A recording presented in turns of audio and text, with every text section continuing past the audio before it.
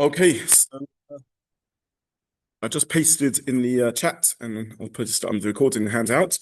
I'm sorry that we missed last week, so let's just do a quick review before we start chapter 3 of Nechemia.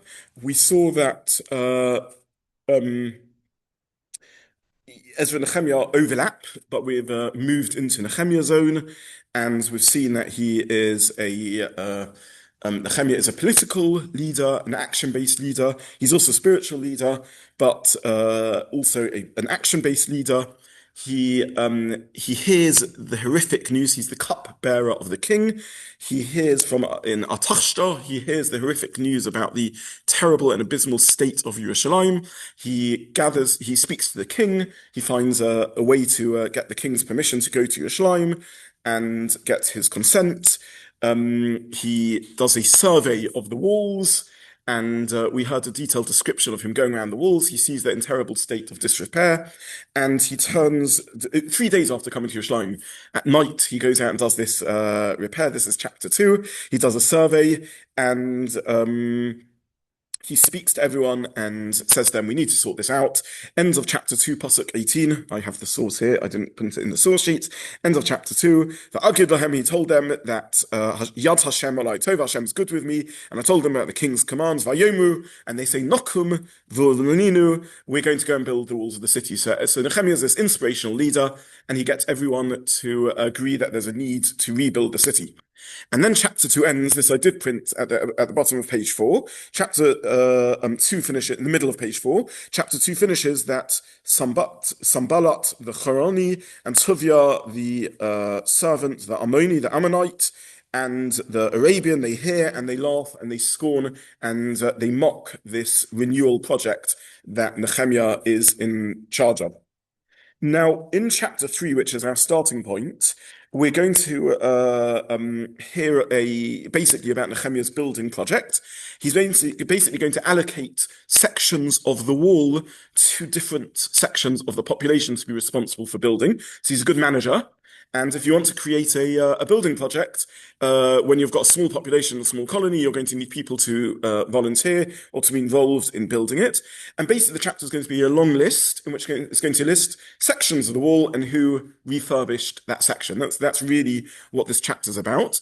And then right at the end of the chapter, we're going to re-meet Sambalit and Tuvia, and they are going to re-mock the building project and say that it hasn't gone very well. So that's really all this chapter is. Now, it's a difficult chapter to understand why the chapter lists all the people who were involved in the building project in each section. It could be because it's written for an audience who understands still the geography of Yerushalayim, and they look at the different sections of the wall and they know who built what. To this day, we still have some understanding of the geography, and there's various works which attempt to piece together what this is describing and the different sections of the wall and how it worked. So it could be this is sort of live geography in order to tell people who built what. It could be as a way of Hakaras Hatov, of appreciation, showing all the honored people who step forward and participate. Or it could be a way of showing how few people actually participate. So despite Nechemia's best efforts to rally the masses, relatively speaking, there's not such a great participation. All I really want to do is in a sense, try and understand some nuggets of why the people are doing what they're doing and why they're stepping forward to help in this project and who does it. So basically, this is a list, and we're just going to try and understand the map and understand the point of it. So let's start with the first pasuk. And the pasuk tells us, "Vayokom Eliashiv haKohen haGadol, ve'echiv haKohenim." The high priest Eliashiv and his brothers the Kohanim get up. Vayivnu es Shah Hatzoin. I took the translation. I apologize off the King James Bible, so it's a bit old-fashioned English. They builded the sheep gate. They built the sheep gate. The Hema Kitshur, they sanctified it. Vayamidu dal Seisov, and they set up the doors. The Ad Migdal Hamea Kitshu, even until the 100th tower, the Migdal Hamea, they sanctified. Ad Migdal Chananel, until the tower of Chananel. Okay, So here we have the first section of the wall built by the first people who do it. Now, as I mentioned already, if we look through the Psukim, if you just scan ahead, you'll see there's 20, I don't know, 20 odd names. And it seems that even though Nechemia in the last chapter rallied everyone to do it, it seems that there's only a few of the people who actually step forward and do it. And this leads us to think that maybe not everyone volunteered to do it. And we also see that basically in the list, if you counter the list, there's about 40 sections of the building built, and there's only about 25 groups of people that volunteer to build it. And if you do the careful count, you'll see that some of them are repeat builders. So sometimes you have more than one section given to one lot of families, one lot of building families. So basically, it seems not everyone is so enthusiastic about this problem. Either not everyone is inspired to do it, or not everyone, people are lazy, people can't be bothered to do it, or there's resistance to it. We'll see later that that there's definitely outside non-Jewish resistance to this building problem, or Samaritan resistance. We'll see the quasi-status, Jewish status of the Samaritan Jews. So it could be people are nervous about the resistance. It could be people think this is bad politics. Maybe people think, why are you reinforcing the walls? It's not necessary. We saw that he had to convince people. He had to do a survey and tell people, look, the walls are in disrepair. Either way, not everyone gets involved in the project, and some people don't agree to do it. Interestingly, the first people assigned a section to build are the Kohanim, and this may be good politics that Nechemia, gets the leaders of the Jewish people to step forward. Hopefully, if the Kohanim step forward to do it, then that will set an example to get everyone to do it. And this is Eliashiv who steps forward to do it. There could be another reason why Eliashiv is a good person to step forward and do it, because later on in Nechemia, we're going to see that in Nechemia chapter Yud Gimel, we're going to see that Eliashiv is quite friendly with the leaders of the opposition. We're going to see that he's an ally of Tovia. We saw already last week that he's a Mosutan of Tovia. There's some sort of a marriage relationship, and therefore maybe again, as Nechemia is hoping that if he gets them involved, it will dampen opposition. That Eliashiv's involvement will dampen opposition to the project. So that's the Kohanim who are involved. Now, what do they build? This may be another reason why the Kohanim build it. They build Shahad Soin, the sheep gate. And based on what we know of the geography of Yerushalayim, it seems this is a gate quite near Har HaBayis. And then maybe it's called the sheep gate. This is speculation. Maybe it's called the sheep gate because this is where the sheep come into the Beis HaMikdash for the Karbonos. Now, which carbon in Yonah D'Yoma, which carbon needs a vast amount of sheep to come in? We have descriptions of the Carbon Pesach, yeah. So this again, maybe most of the time through the year, you just have odd individuals who are building carbonos. There's one time of the year when you have herds of sheep coming into the city, and this may be the rest. This may be the time of the Beis HaMikdash. This may be the time of the Carbon Pesach, which is why you need a Shahad Soin, which is why you need a sheep gate. Then they build to the Migdal Hameah, to the Tower of 100. Again, we don't know exactly what that term means. It may be some sort of fortress where there's 100 soldiers or something like that who are stationed, and he builds Ad-Shah Hananel. Then we get to the next builders. Let's just go on to get a sense of this. The men of Yericho build. Then Pasuk Gimel, the sons of Bnei Hasna build. What do they build? They build a Shah Hadogim, the fish gate. I don't know what the fish gate is, why there's a need for fish. Maybe there's a fish market there. And they built that. Pasuk 4. After them, V'al Yodam, Hichsik, Meramus ben Uriah ben Hakoitz, Uriah the son of Hakoitz built, repaired, V'al Yodam Hichsik Meshulam ben Rachi ben Meshriel, V'al Yodam Hichsik Sadat ben Benov, V'al Yodam Hichsik Hatzakuim, etc., etc. So Psukim 4, 5, 6, and so on now talk about other volunteer groups who were mechazek other parts of the city. So Psukim Beis and Gimel, Aleph, Beis and Gimel, talk about people building the city walls, and after that it goes on to chizuk of the city walls, repairing or strengthening the city walls. So in Pshutoi Shel Mikra, sorry, that's one difference. The second difference, by the way, is that in Pasuk Aleph it mentions that they also sanctified the walls. That Eliashiv Cohen, Kidshuha, they sanctified the walls. So how do we make sense of this? So the Malbim and the Ralbag and others, and the Radak and so on, they learn that there were sections of the wall which Nehemiah's survey showed were weak but were repairable, and there were other sections of the wall where there was a breach and it needed building, and that's the Pshat and Psukim. There were sections of the wall which were built and sections of the wall which were given chizuk. That's how they learn the Psukim. There's a very interesting Gemara in Shavuos which gives a different explanation. Here I want us to turn to page 3, where we'll learn a Gemara in Shavuos. And the Gemara in Shavuos says the following. Let's start the Gemara in Shavuos. Tashamas. This is page 3 on the handout sheets. It's quoting a brisa, a tradition. Abba Shaul Omer. Abba Shaul says, Shnei bitzin hoyu b'ha mishra. There were 2 pools or ponds in the Ha-Mishra means the anointing mountain. It means Mount of Olives.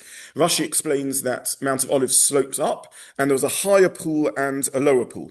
Tachtona, the lower pool, niskadsha b'cholelu. The lower pool had proper sanctification. Elyoina lo niskadsha b'chol ela. This upper pool didn't have proper sanctification. Ela ba'ole Bovel, but only upon the exile of Bovel. Okay. So the context of this Gemara, let me explain the background, is a Gemara in Shavuos. And the Gemara in Shavuos says that Yerushalayim is a city like any other city, but it has Kedusha. What does it mean it has Kedusha? It has halachic sanctity. In Yerushalayim, you are allowed to eat Kodshim Kalim, the lesser category of sanctity of the Korbanos, and Maaseh Sheni and various, the second tithing and various other things. Okay. So we have Yerushalayim, the Beis HaMikdash is at the center. The Beis HaMikdash is where we offer sacrifices. Then you have Har HaBayis, which is the next layer of sanctification. And then you have Yerushalayim, which is the next layer of sanctification. And Yerushalayim isn't just a municipal authority, it has halachic status of sanctity, because it's the area within which Maaseh Sheni, the tithing of fruits, they have to be eaten in Yerushalayim, and the Korbanos can be eaten. So what happens if the municipal authority of Yerushalayim wants to expand the city? How does it affect its halachic status? So the Gemara says you need a partnership between the lay leadership and the Kohanim and the Sanhedrin, because there's something of sanctification taking place. There's something of ritual, of kahuna ritual taking place, and there's something of municipal planning taking place. So you need a combination and a partnership of all different sorts of leaders. So how do you sort it out? So the Gemara says you need the king to take part in it because it's an executive government decision. You need the Sanhedrin to take part in it because it's a halachic effect. And you need the prophet to take part in it because you need prophetic sanctification for change in Yerushalayim. And you need the Urim V'Tumim, the breastplate of the Kohen Gadol, which was a form of Kohanic leadership, to take part in it because it has an effect on the ritual Kahuna status of the city. So this is the context of the Gemara in Sanhedrin, that you need all parties relevant in order to expand Yerushalayim. Now, the Gemara says that works in the first Beis HaMikdash.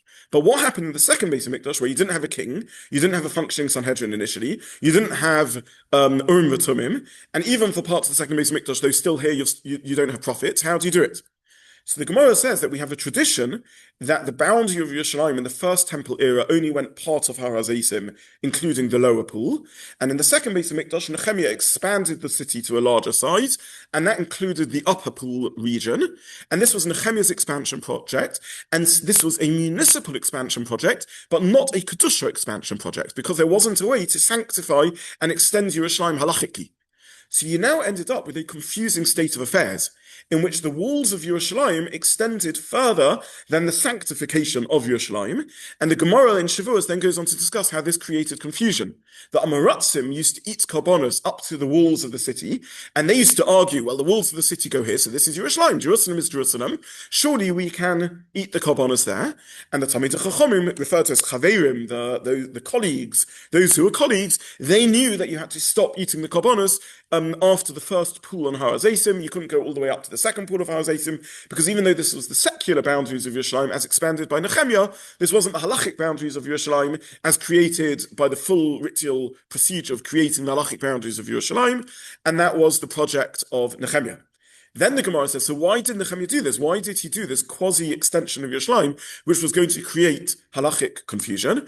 And the Gemara answers, because the city was vulnerable in that direction, and therefore there was military and technical reasons why he had to extend Yerushalayim. Okay, So just to summarize what we're saying, the first three pasukim of the structure of the Perek describe a building project with sanctification taking place. The second, the remaining pasukim from pasuk 4 and on describe a refurbishment or renovation project taking place. One explanation is this is simply a technical difference, that some parts of the wall of the city fell down and needed to be built, and other parts of the wall that were repairable. The second explanation, which is the Gemara's tradition, is that some parts of the city they were merely repairing because it matched the borders of old Jerusalem. Some parts of the city they are extending and building in the north of the city up Har Hazeisim because of military reasons. It was deemed vulnerable because of the shape of the land and the like, and therefore they needed to extend the city. And maybe that's the explanation of this kiddush that's described, even though full sanctification wasn't possible, but quasi-sanctification took place because this was still an extension of Yerushalayim. And maybe that's another explanation of why they used the koyanim, because this was going to be a quasi-sanctification, even though the full sanctification couldn't take place, and halachically this didn't achieve the kedusha of Yerushalayim. Okay, just to understand this a little bit geographically, broadly speaking, on the other three sides of Yerushalayim, Yerushalayim is built up the sides of the mountain. On the fourth side, the north side, based upon the Gemara's description, it goes halfway up Har Hazeisim, so we understand why that's a vulnerability. You've sort of got a city wall halfway down the hill, and therefore Nechemia extended it to encompass the upper area. It could also be he wanted to ensure that, it seems there were pools in that area, and it could be that he wanted to ensure that they didn't get access to the water supply, and that's the other explanation of why he extended it up the walls, so that any future besiegers wouldn't be able to get access to the water supply, and that's what he's doing. Why does he have Kohanim building this first section? Either it's a political move, it's great to get Kohanim involved, they're the leaders of the people, or he particularly wants to get Eliashiv involved because Eliashiv is a friend of the people who are, we're going to find out later, and we've already found out later, Tovia HaEmoni, he's even Mishpacha with him perhaps, and Sambalat, they're Mechotonim, and therefore he wants to get Eliashiv, who's involved in this project, to also be involved in the project, or this is a Kohen section of the area because this is the Shahad Soin, where the flocks come in for sacrifices, or he wants to do some quasi-kiddush sanctification of the area, and that's why he wants to get the Kohanim involved in this. Either way, in the Gemara's reading of the story, this isn't simply a refurbishment of the city, this is a extension of the city, building the city where it never existed, and this would explain the discrepancy in the language in which the rest of the Pesukim talk about chizuk, and the first Pesukim talk about binyan, building, as opposed to strengthening. Okay, we carry on in Pasuk 5. We're not going to go through all the Pasukim here, but we'll just try and get a taste of what it's describing. Pasuk 5. V'al Yodom, and next to that section, Hichziku Hatzukuim, the people from Tekoa repaired. And now we have interesting language. V'adireim, and the strong ones, or the masters, the lords, the nobles, Lo Heviu Tzavaram, they didn't bend their necks to work, but Avodas Adoneim, in the work of their masters. So this is a difficult pasuk to translate. Again, for those who have joined online, I'll just give you the handout sheet. This is a difficult pasuk to translate. Either it's telling us that the regular folk of Tekoa joined in, but the nobles, the higher social class, didn't. Maybe they were simulationist, maybe they were opponents of Nechemia, maybe they supported the status quo, maybe they didn't want to take the risk of building. And explanation of the pasuk in this reading there is the Tekoaites repaired, but their nobles didn't put work into the service of Hashem, and that's how Rashi reads the psukim. Or what it means to say is, the men of Tekoa came to work, and the nobles didn't force the regular people to carry on doing the work of the nobles. They gave them leave and permission in order to go and serve in the building project of the walls of the city. So either Adoneim at the end of the pasuk means Hashem. They didn't. The nobles didn't participate in the worship of their Lord, i.e., of God, or it means the Tekoaites repaired, and the nobles didn't make the common folk carry on doing their sort of serf or service duty to the master, but they released them from service so that they could go and work in the Beis Hamikdash. Is this clear or confusing? Yeah, does this make sense? Okay, so those are the two explanations.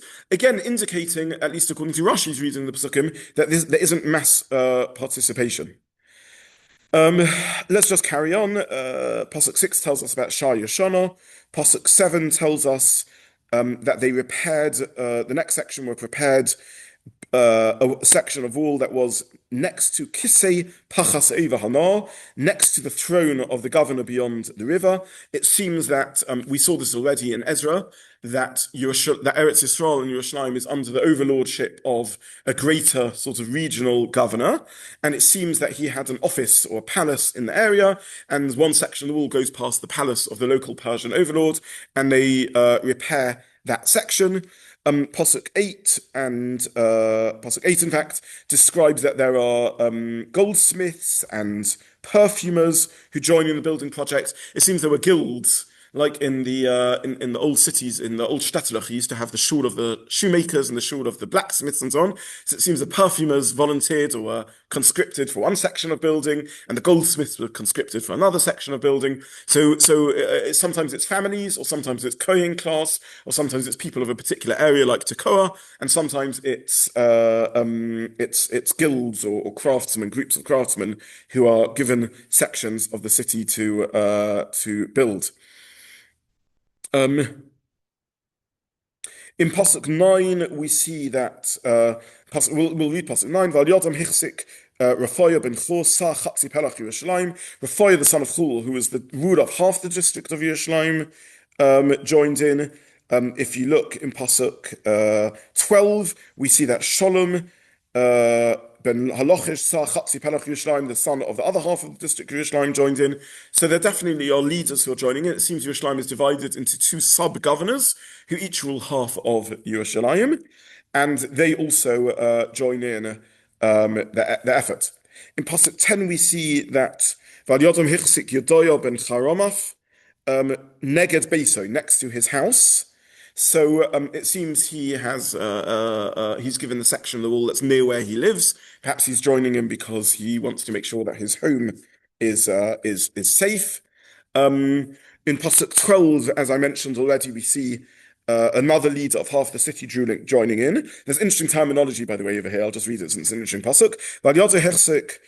Shalom ben Halochesh sa Chatzi Pelach Yerushalayim. Shalom, son of Halochesh, who's the ruler of the other half of the district, joins in. I'm sorry, I skipped a line. Chatzi Pelach Yerushalayim. Hu Abanosov, he and his daughters. So it's not clear who his daughters were and why they were powerful individuals, but it says that Shalom ben Halochesh joins in, he and his daughters. So either it means his daughters, in as the family, this is a family project, and his daughters joined in, or possibly it means the satellite areas that he ruled over. In Lashon HaKodesh, we have this in the Torah even. You sometimes find a city, Cheshbon, for example, and has Beno Seha in Parshas either Pinchas or Matos or Maseh. I'm looking to you, David, as a Balkara. No. Matos Maseh, yeah. So it describes Beno Seha, like the suburbs. So the translation of the pasuk might be that he joined in, and its suburbs, the suburbs of the region that he was in charge of, joined in the building project. In Pasuk 11, by the way, I missed out. It refers to Migdal HaTanurim, the tower of furnaces. I don't know what the tower of furnaces is. If anyone's able to find out historically what that is, I'd be very interesting to know. The Pesukim carry on, they're working their way around the city. I'll just mention a couple of highlights. Pasuk 15, which turns us over to page 2, we have Brichas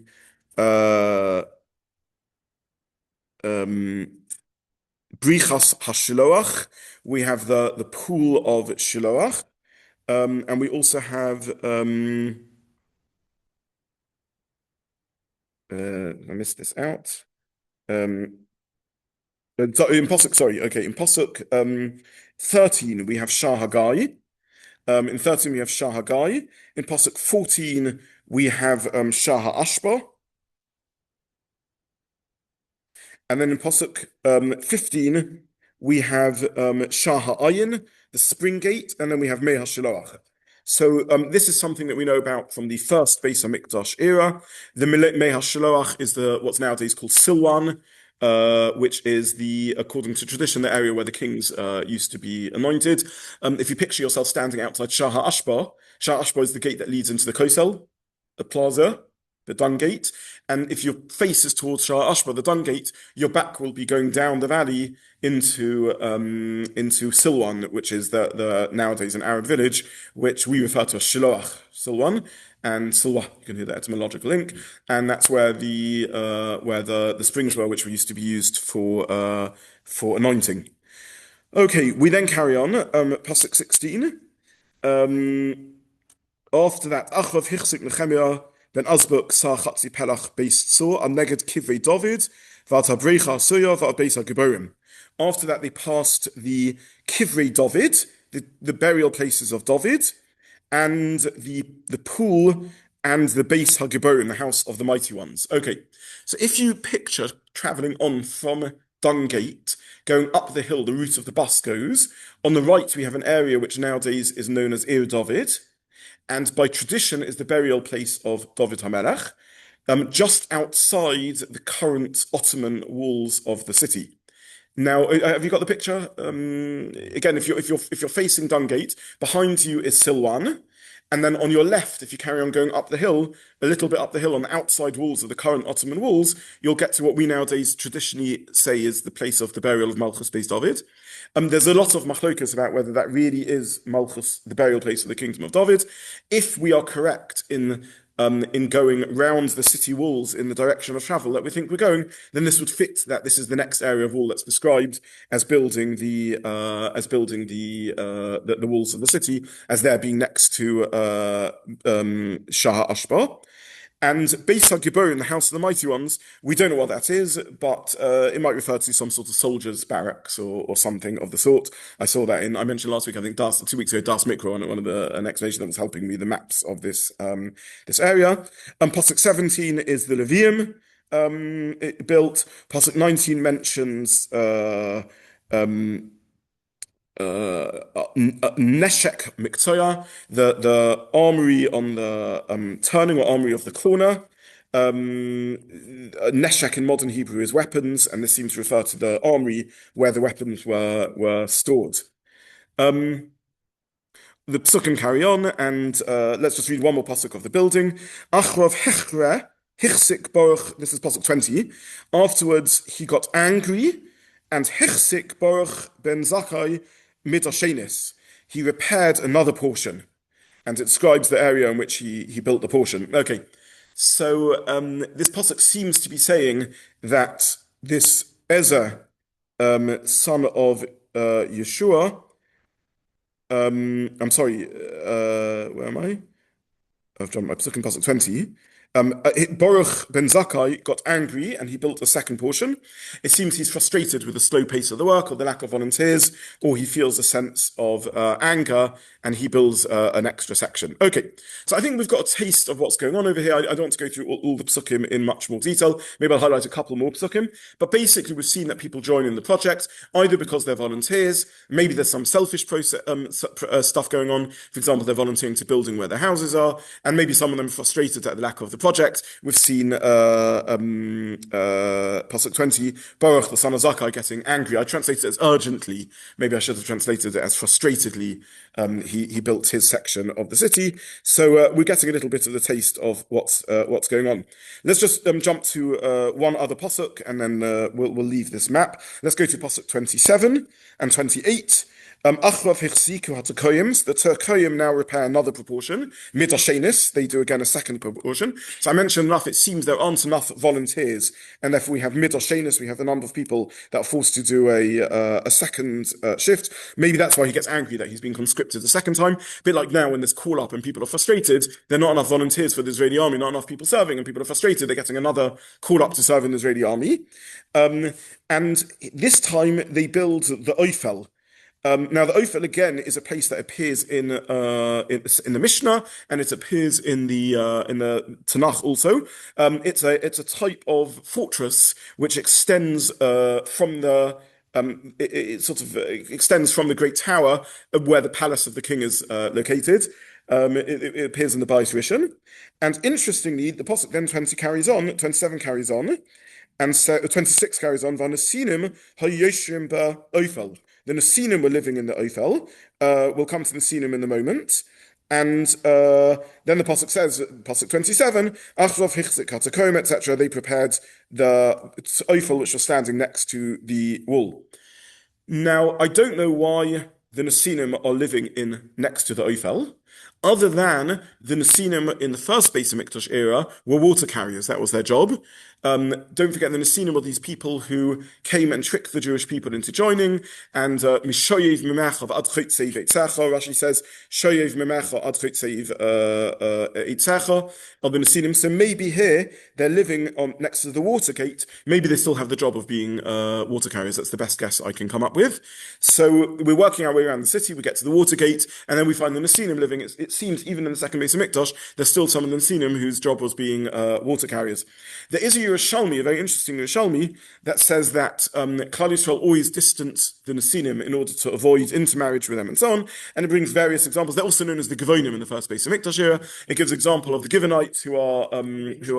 I mentioned them earlier. We have them in the You won't find them in the hands out here. We mentioned them all the way back in Ezra, when we listed the people, the different statuses that came down. We mentioned the Givonim or the Nesinim.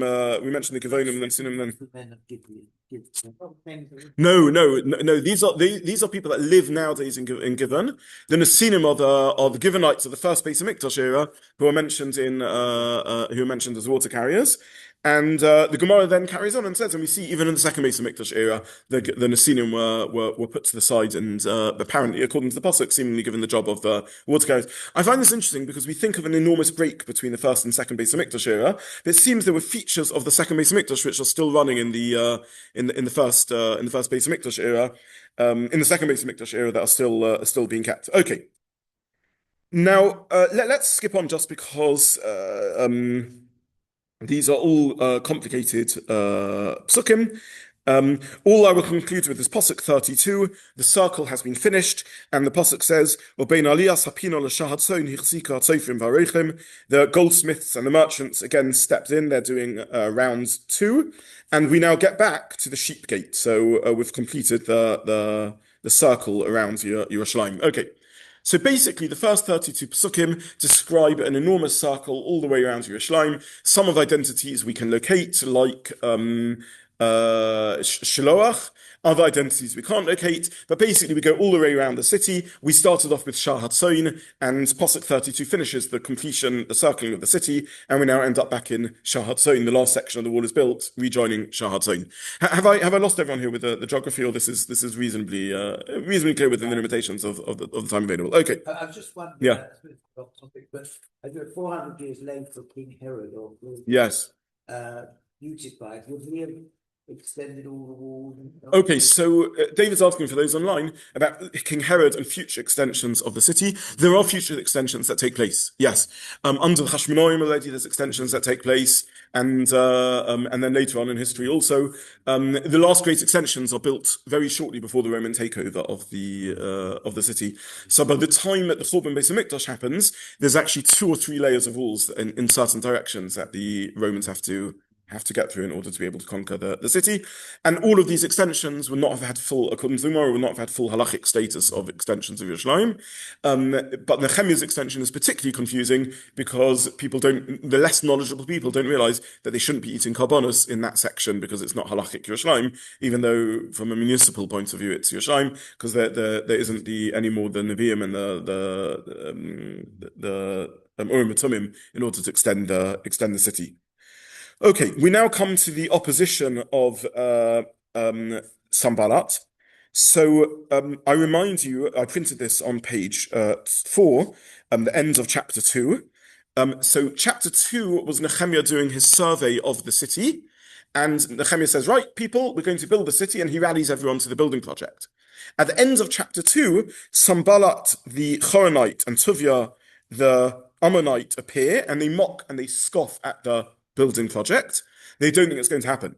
We then learn the whole of chapter 3, which describes the building project actually happening. So Nechemia has proven their cynicism wrong, and they actually manage to build the city, and now they reappear again. To remind you, who are these? We don't know who they are. We really don't know who they are. If they are the same as the people who libeled the Jews in Ezra, then these are Shomronim. These are from Shomron. These are the Kusim who are the people who remained in Eretz Israel and of non-Jewish descent, who approached Ezra and said, "We want to take part in the building project." I'm sorry, they approached Zerubbabel and said, "We want to take part in the building project," and Zerubbabel dismisses them, pushes them away, and they libel, etc. So if they are the same person, then they are this quasi-Jewish descent, as it were. They self-define as Jews, but they're also synchronists. That means that's a fancy way of saying they're pagans, as well as being monotheists. And then we know why they're opposing it. If not, then they're just people who are opposing the war. They're locals who are opposing the war. They don't like Jews being strong. Either way, they are opponents of the wall building, either out of general opposition or because they're frustrated because they weren't included in the project or the like. Incidentally, if they are from Shomron, then geography would also tell us why Nechemia wanted to strengthen the northern section, because geographically that's where they're located and where therefore an attack might be more likely to come from. Okay, how does he respond this time? So his cynical mockery didn't work when he said, you'll never manage to build the walls. Now they have managed to build the walls. How does he respond this time? So let's have a look at Pesukim Lamed Gimel all the way to the end of the chapter. Actually, Lamed Gimel all the way to Lamed Hey, so Pasuk 33 to 35. And it came to be, Vayihi kasher shoma sambalet, ki anachnu bonim es hachomer. This is now Nechemia speaking, when he heard that we build in the city. Vayichalu, he got angry. Vayichasabi, became very angry. Vayalag ala Yehudim. What does he do? He mocks the Jews. Pasuk 34. Vayomer lifnei Echov v'chel Shomron. He says in front of his brothers, an army of Shomron, Ma Yehudim hamolim osim. What are these feeble Jews doing? Hayazvu lahem. Will they restore it? Hayizbechu heichalav vayomer. Are they going to build the city, their palace again in a day? Hayechayu es havonim me'armei sa'ofa v'hemus rufus. Will they revive their stones out of the heaps of rubbish, which they see are burned? And now Tovia joins in again. Tovia, who we met at the end of the last chapter. Tovia Amoni Otzloi and Etzloi, and Tovia the Ammonite was with him. Vayomer Gamashahim Bonim. Even what they're building, Miyale Shuol. If a fox goes up, or Poratz Chumas of name, he'll break down their stone wall. Okay, so what we have over here is again mockery.